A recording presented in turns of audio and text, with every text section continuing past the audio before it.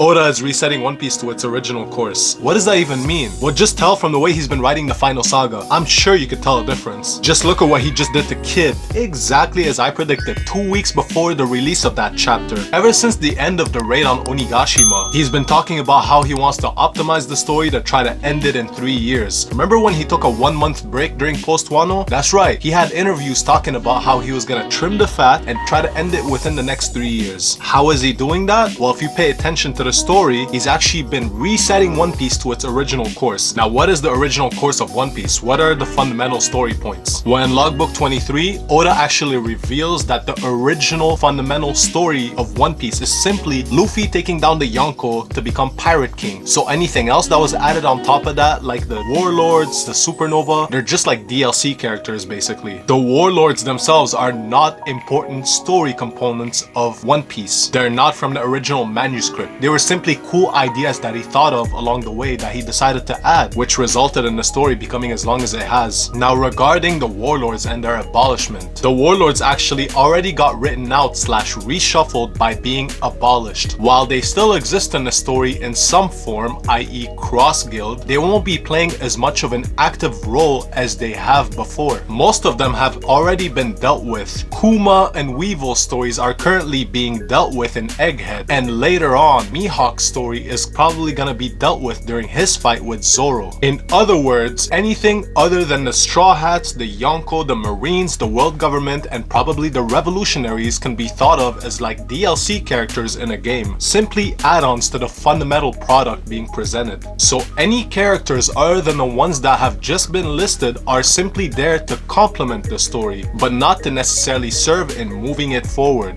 Just look at Kid and Law's treatment. The 11 Supernova were created on the spot immediately before the release of their introduction chapter back in Sabaody. The Supernova as well were not part of the original manuscript. This is a testament to Oda's creative ability as a manga writer, a character designer, and a story planner. Kid and Law started out as rivals to Luffy, but their story arcs lead up to them becoming his allies. Their purpose? Well, they serve to assist him in taking down the Yonko in Wano, until Luffy can stand on his own as an equal to the Yonko. That is how Oda integrated them into the fundamental story, and that is where their story concludes. Now that they have been dealt with, Oda can write them out to focus back on the main story, the fundamental components of the original manuscript, which means Luffy taking down the Yonko and becoming Pirate King. You can see this with how they got demolished by Shanks and Blackbeard in 1 to 2 chapters. If any of Kid and Law's fans were upset by this, ask yourself this: why would Oda waste any more than 1 to 2 chapters to write out characters that will no longer be relevant? That would be both a waste of time and labor. Most of the other Supernova have already been dealt with. Jewelry Bonney is currently serving her purpose as a Supernova within the story in Egghead, and will likely either get written out or be integrated for the rest of the story as a Straw Hat. And after that, Urouge will be the last of the Supernova to get integrated into the story, serve a purpose, and then get written out. Now, many see this as a waste of good character designs, to which I will agree actually. You have to look at this from Oda's perspective. The story has become so fat, he really has to start trimming it down if he wants to finish this while he's in good health. In other words, this man bit on way more than he could chew, and he's now struggling to finish his meal. So for the rest of the story, keep in mind that anything that's not the Straw Hats, the Yonko, the world government, the Marines, and likely the revolutionaries is simply an add-on to the story that is not essential. And with this, I leave you with the common question of the day. Do you feel like the story is being rushed a little bit, or are you satisfied with the way things are currently going? Leave your thoughts in the comment section